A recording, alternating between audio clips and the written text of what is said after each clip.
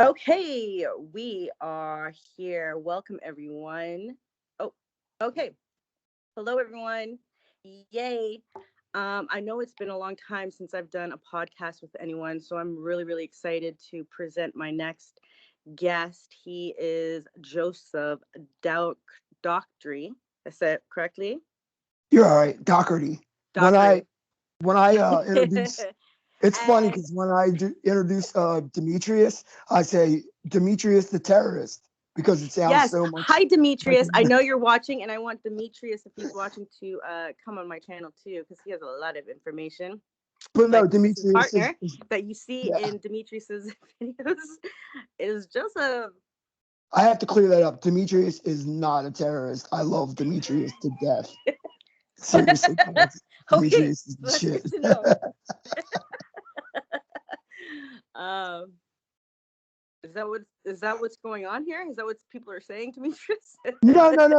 That's just a joke that me and Demetrius have because his last name is Tessarius, and Oh. it sounds like the terrorist. Like, and he's got the badass Russian accent, like he's like a secret arms dealer or something. So it just falls into I place. thought he was uh air, Russian, did I think yeah. He said he was Syrian, right? I forgot. Slavic. He sounded like yeah. Oh, he sounded like he was Portuguese. Sorry, Demetrius. I have Portuguese friends, and you have like a almost like a Portuguese accent, like that. They have a strong Portuguese accent. Anyways, we're not talking about Demetrius. Get out of here, Yeah, Demetrius, right now. Okay, so Demetrius is yeah, always here. he's here in spirit. So I'm really as we on we are talking about King Belial and Demetrius and have an amazing talk that he has put together, and I'm gonna let him do as much talking as he can. So you guys get ready to hear what he has to say about the dark feminine. What's your subject gonna be Yeah, more well, of? we have a Yeah, lot of tell me what subjects you're gonna for talk your about, and let's do it. we have a lot of subjects for your audience. I prepared a lot of stuff, so bear with me, guys. I have prepared some notes for you guys. Me and Eldoria are going to be bouncing off of each other just because she's knowledgeable as fuck, and I'd like to get her take on the divine dark feminine as well. So let's shine a piercing Luciferian ray on the high ranking role models of the left hand path, the dark feminine cosmology, and the mythos. Let's talk about some of the patterns acted out by some of the queens and empresses. So, when it comes to the modern spirituality, we're forced to deal with the paternal solar cults. Let me say that again: paternal solar cults, i.e., Yahweh, Marduk, the solar divinities Shamash. that well, actually love Shamash. Shamash is a wrathful solar deity, but that forceful, my dick is in your face, believe me, or I'm going to give you the fucking headlock. Those solar deities, which they are dying out, but we are here to talk about the divine feminine, the lunar goddess. So for millennia, for millennia, solar cults have attempted to oppress and minimize the cosmic necessity for the lunar goddess. Let's name a few and examine some of their actions. First, we'll talk about the once marked and thrice coronated, the holy veiled mother Kalmana. Do you know anything about Kalmana, the wife of Cain, Eldoria? No, I can't say I do. So Kalmana, in the witch lore, they say that that name Kalmana is a trap and that you're not supposed to actually say the veiled mother's name. But I think that's bullshit. Mm-hmm. There's a lot of like blinders in the occult. So here's a quick scenario. So Cain and Kalmana were in the same womb. They are of Samael, and they loved each other as they grew into adulthood. And Kalmana was forced into an arranged marriage by Yahweh and Abel's sister. Abel was supposed to marry Kalmana, and Cain was supposed to marry. Her name is escaping me right now. I think Lalua or something. Um, so, make a long story short, it was Kalmana's idea to she can she drummed up a little conspiracy to murder Abel and to murder Abel's sister, so they wouldn't have to marry each other. And Yahweh wanted that marriage to go through, and Cain was like, "Fuck that! My sister's gorgeous, and she is not. And me and my sister love each other. They did everything. They planted rose gardens with each other. They tilled the fields."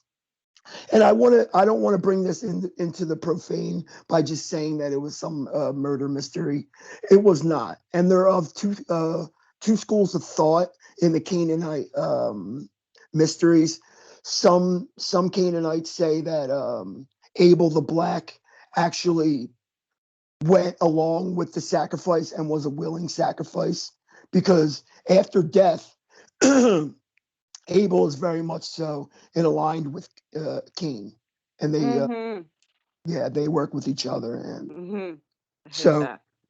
but this is let's get back to the dark feminine. So Kelma, she is also a murderer, and you can't fault her for that. She loved her husband, and she defied her creator. Fuck you, I'm marrying who I want. And so there you go. That's one outstanding role model. Uh, the second, we have Diana, who is she's she's a patroness to the hunters, and she's the sister of Abaddon and Lucifer. Some people may argue saying, is she the sister of Abaddon? But yeah, she's the sister of Apollo. And if we trace Abaddon's roots, Apollyon, Abaddon.